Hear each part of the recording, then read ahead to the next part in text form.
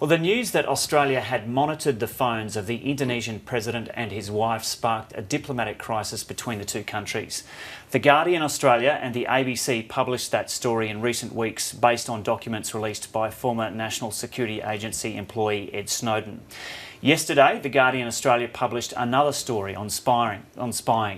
There's been criticism from some quarters of the ABC's decision to publish that initial story. Up to now, the ABC's managing director, Mark Scott, hasn't spoken at length to the media about that decision. He joins us now.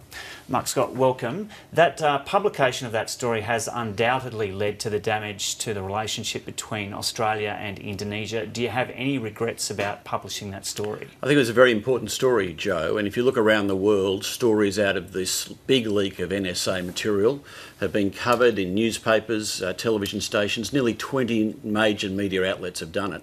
And yes, it has caused some short-term difficulty, but we absolutely feel it was in the public interest, that it was a significant news story, and then any major media organisation would have covered that story, and the ABC should have done it as well. Why is it in the public interest for people to know whether spying agencies have monitored the phone of the Indonesian president and his wife? Well, I think this information is out there, and I can understand there being great regret and remorse that this information has been released, but now it is out there and in the public domain. It goes pretty centrally to the kind of information that can be collected by electronic surveillance, by spy agencies, who that information is then shared with, and then how you keep that information secure.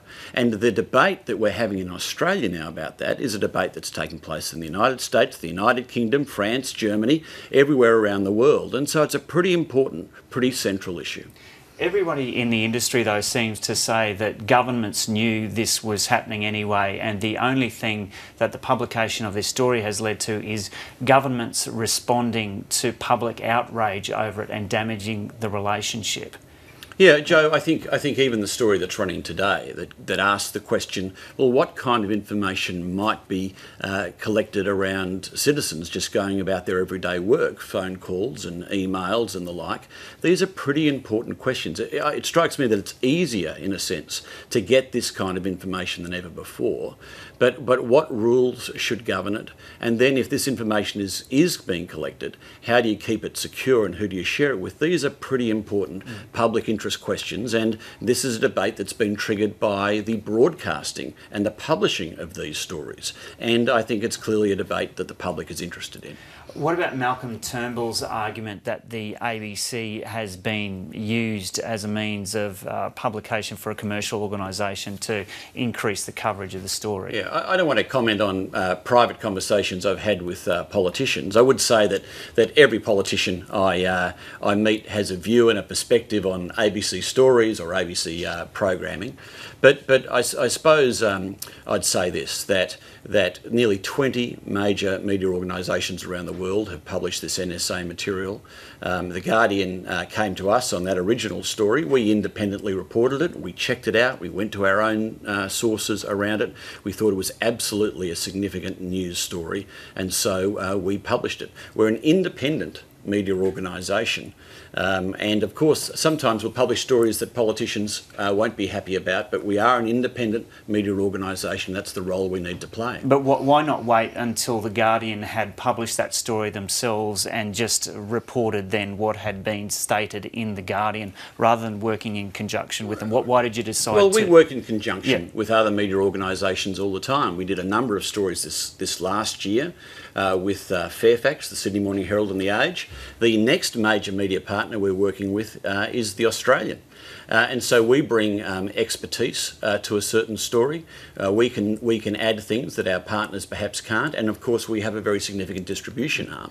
And so I think the question really is, when an important story was presented to us, were we really going to walk away from that because it was controversial? Were we going to walk away from that because it might generate a bit of political heat? That's a very tough thing for a public broadcaster to do, if in fact we're an independent public broadcaster. What about the argument from some quarters that this may have potentially put lives at risk or further inflamed radical hatred of Australia in Indonesia and led to further attacks against Australia there? Because there were warnings from DFAT after these stories went to air.